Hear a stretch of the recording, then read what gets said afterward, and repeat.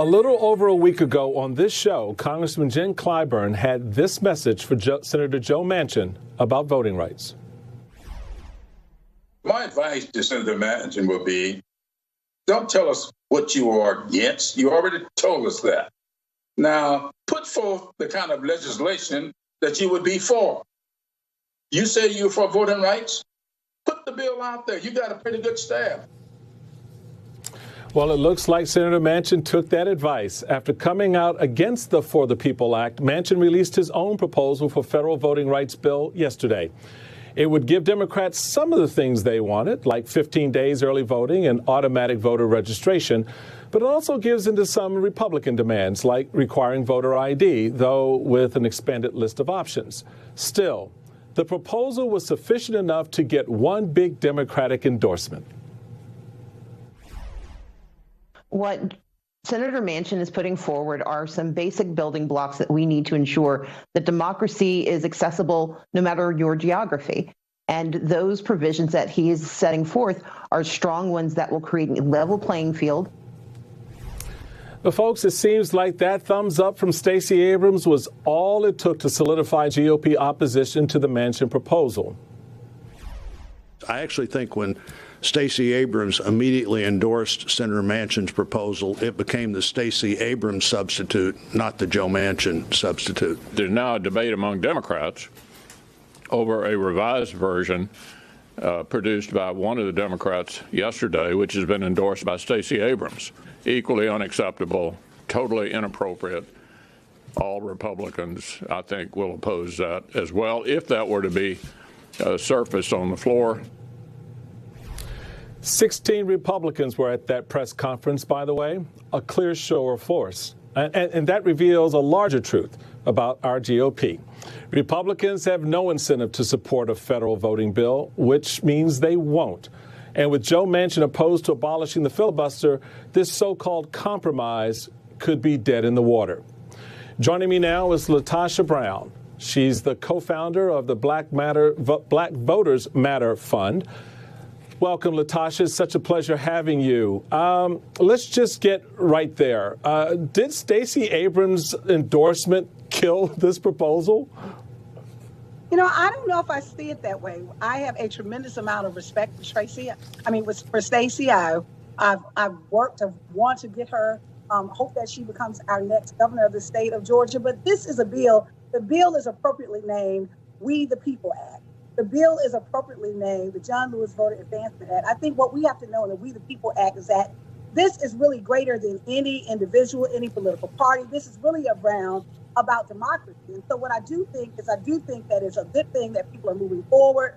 But I also believe organizations and people like me, you know, we want to see For the People Act. We don't think that there's anything in there that's unreasonable. The fact of the matter is, you know, people should not, voters, Black voters in particular, should not be punished. We're actually negotiating how much pain Black voters could absorb or tolerate in this election cycle when the thing that we did is that we showed up. We used our civil rights, and now it seems like they're punitive measures that are being negotiated because of the big lie. And so that's why fundamentally I have a problem with where we are with where we're talking about For the People Act, was just a few days ago, in which Joe Manchin was saying that, he didn't support voting rights. And so I think, compromise as well, but what I think that is really important, that we're not compromising democracy. If there's some other things that we need to compromise in the bill, that's fine. But I do believe that it's problematic. No, I really take your point to heart, and it was obviously being facetious in my question, because it does bring up for me a lot of concerns how a lot of politicians on something so fundamental as voting rights are just doing this back and forth ping pong with it. And, you know, 1 minute they're for it and then they're against it, and they're having this mood and they're out of this mood. Mitch McConnell has said publicly, for example, that he's opposed to anything that would give the government more power to oversee state elections. Other congressional Republicans agree. Now, why do you think that is as well? I mean, so you finally get some movement, and then you're like, well, states' rights. Because I think this has all been a show and tell. This has all been, let's talk about what's at stake. That fundamentally Republicans are putting something in place so that they can marginalize and undermine the democratic process. That it was targeted at Black voters. It was a punitive measure because people showed up and showed out in the last election cycle. And so for us to even be negotiating the problem that I have with the Manchin bill is that one of the things that we're talking about, just say the part in terms of voter ID.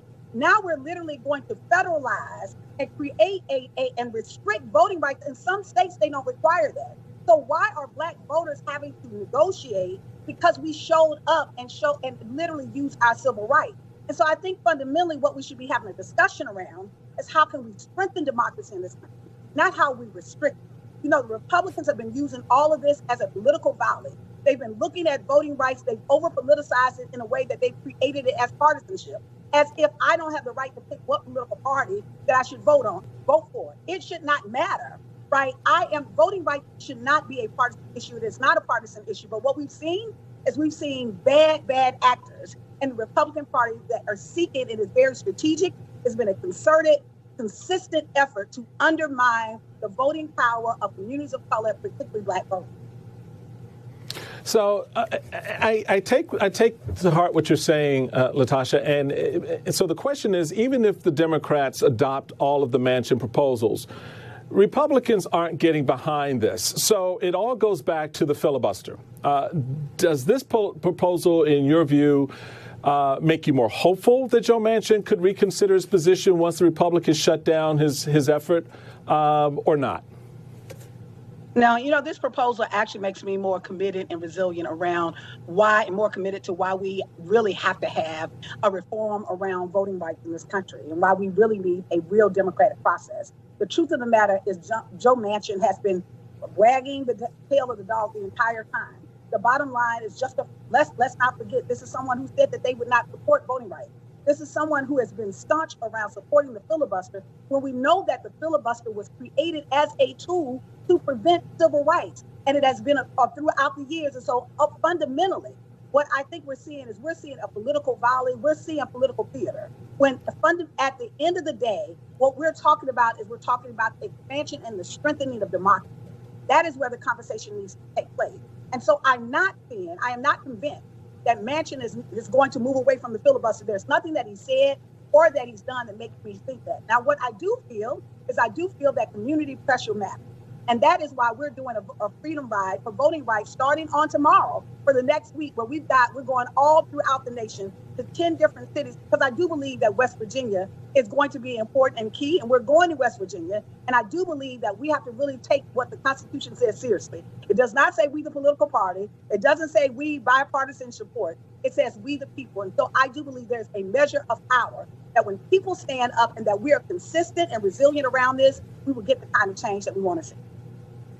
So, Stacey Abrams, yourself, you guys have been incredible advocates for the power of the vote, ramping up public support for the People Act, getting celebrities like Ariana Grande to urge their followers to call senators through her Hot Call Summer initiative, putting that kind of public pressure on. You just referenced the getting on the road, putting the boots on the grounds to really get up in politicians' faces about this. You think it's going to make a difference? I absolutely think it's going to make a difference. I think, what I have learned, I am a Black woman that grew up in the Deep South. And so my history and the legacy of my community says that when people organize ourselves and when we are committed and we continue to organize, that pressure, things change. Georgia didn't just flip, from red to blue because people said, I don't think it's possible. There are many people that didn't think it was possible. But what we have to really recognize is that in order for us to have a stronger democracy, we're going to have deeper engagement by people to hold political parties accountable, to hold elected officials accountable, to even hold ourselves. Well, I have to tell you, I cannot stress enough the last point that you made is that accountability piece that is going to be critical on this. 2020, folks, was just a warm-up. LaTosha Brown can tell you that. And we thank you so much, LaTosha, for taking a moment tonight to join us. Hi, I'm Zerlina Maxwell. Thanks for checking out our channel on YouTube. You can see more from Zerlina by clicking any of the videos on this screen, and make sure you subscribe below to stay up to date on the day's biggest stories. Thanks for watching.